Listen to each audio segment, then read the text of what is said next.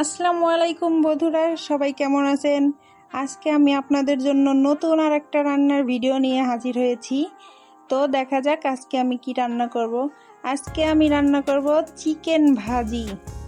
আমি একটা পাত্রে চিকেন নিয়ে নিয়েছি, মুরগির মাংস একটা নিয়ে নিয়েছি। কিছু ময়দা দেব এর ভিতরে। ময়দা দিয়ে আমি গুঁড়া মশলাগুলা এর ভিতরে দিয়ে দেব। আপনারা পুরাটা টেনে দেখবেন না। আমি মরিচের গুঁড়া দিয়ে দিচ্ছি। আপনারা যে যেমন ঝাল খেতে পছন্দ করেন সেমন ঝাল দিয়ে এটা বানাবেন। আমি হলুদের গুঁড়াটা দিয়ে দিচ্ছি।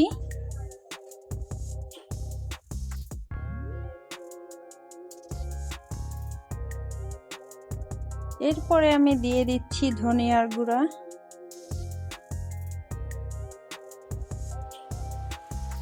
স্বাদ মতো লবণ দিয়ে দিচ্ছি। এরপরে একটু পানি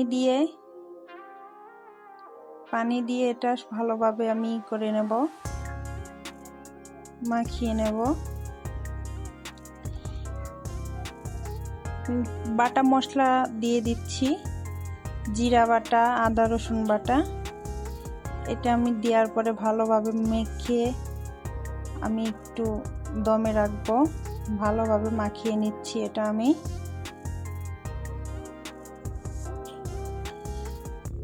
এমনভাবে মাখানো লাগবে যাতে ভিতরে এটা মশলাগুলা ভালোভাবে ঢুকতে পারে, ভাজলে যাতে খেতে অনেক মজা লাগে, ঝাল ঝাল টেস্টি লাগে।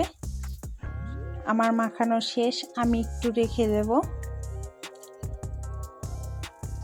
চুলার উপরে কড়াই দিয়ে তেলটা আমি দিয়ে দিচ্ছি। এটা আমার মাখানো হয়ে গেছে। আমি এখন চুলার পার দিয়ে দিচ্ছি। এখন আমি এটা ভেজে নিচ্ছি।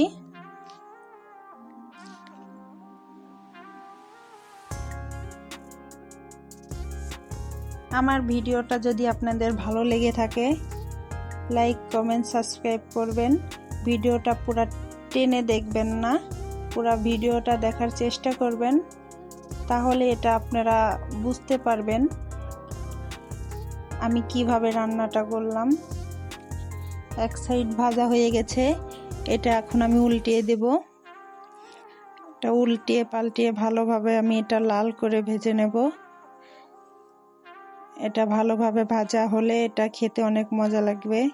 আর যদি ভালোভাবে ভাজা না হয় এটা খেতে এতটা মজা লাগবে না। ভিতরে মশলাগুলো দিচ্ছি এটা যাতে ভালোভাবে ভিতরে ভাজা হয়। আমি খুন্তি দিয়ে এই কারণে একটু করে নিচ্ছি, চেপে চেপে নিচ্ছি যাতে ভিতরে ভালোভাবে ভাজা হয়। আমি চেপে ধরে এটা ভালোভাবে ভেজে নেব।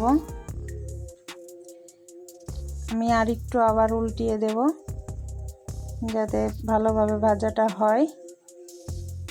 আপনারা বাসায় এটা ট্রাই করে দেখবেন, এটা খেতে অনেক মজা লাগে, অনেক সুস্বাদু, দেখতেও খুব সুন্দর লাগছে, খেতেও সেরকম অনেক মজা।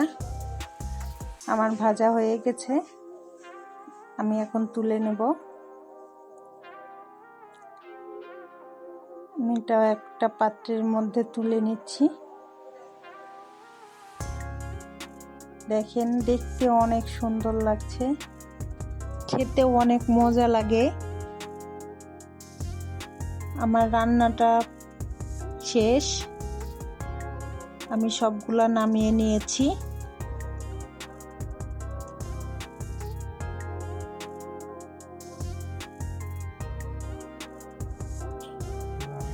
আমার রান্নাটা কেমন হয়েছে সবাই কমেন্টে জানাবেন, আর সাবস্ক্রাইব করতে ভুলবেন না।